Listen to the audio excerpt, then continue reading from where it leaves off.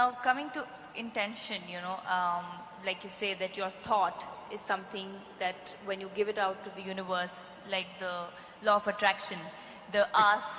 You've been reading all these American books. I've read inner engineering as well, but so it just makes me curious about these things. When you say the law of attraction, where you ask, believe and receive, anything that is sent out to the universe in a positive direction or in a constant direction rather, happens, because they say that you design your destiny, you design your life. Like you just happen to say that, your conscious efforts, you can have control over your life. Now, coming to intentions, now what if you're sending out a positive signal, great. What if someone is… No, I did not agree with that. You made a theory. There are lots of holes. Okay, so my question, you did not agree to it. So my question is, if someone is sending out, you want your life to be a certain way, you send out positive signals, which is great. But… To whom? To the universe. To the universe. Which direction? Up or down? That's what I'm asking. How does the law of attraction work? Does it really work? It doesn't work. It doesn't work? So what works? How do you design your Law own of destiny? attraction is something that happens between opposites. Yes. Whether two magnets or two opposites, male and female or whichever way, law of attraction is always between opposites, isn't it? From North Pole to South Pole to this and that, it is working like that. Right. Now you're talking about the universe. So that means you are an alien to this universe? Part of the universe. If it's part of the universe, what is there to be attracted about? Well, why do they say then you can design your own destiny? You can determine your destiny, you should. That's what being human means. Right. See, if you had come here like any other creature on this planet, they have compulsive cycles. They live by that, it's okay for them, because that's all they're capable of.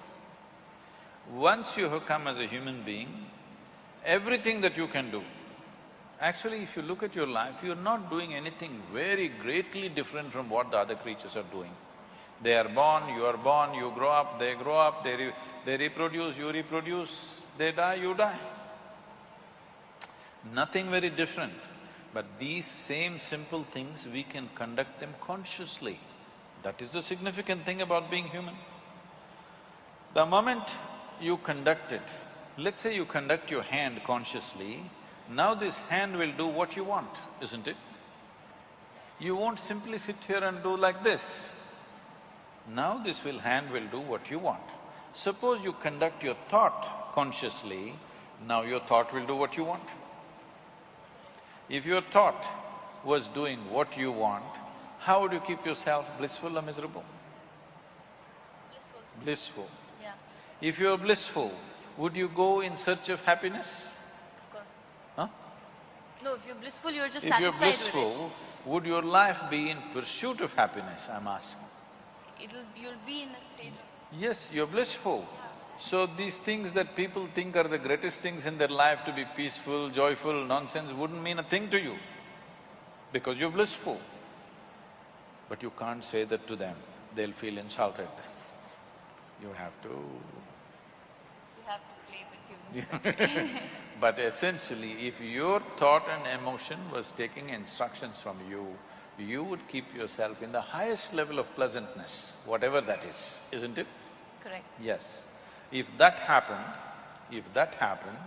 your entire life process will come to an ease, total ease.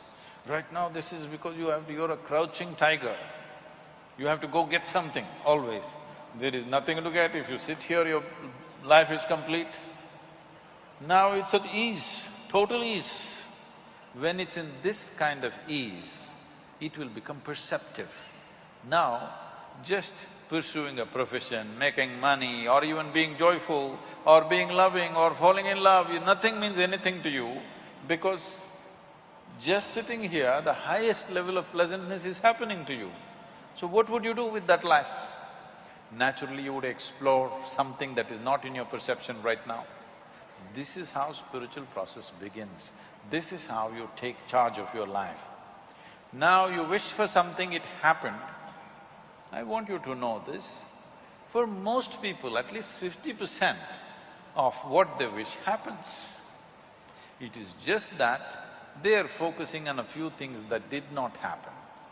If you want to be fair, in a reasonably well-settled society, 90% of what they wish happens.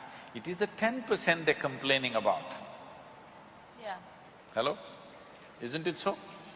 Yeah. 90% of your life is happening the way you want it. The 10% you're cribbing, you're never enjoying the 90% because this 10% did not happen the way you want it. Yeah. So already, to a large extent, you're in control of your destiny.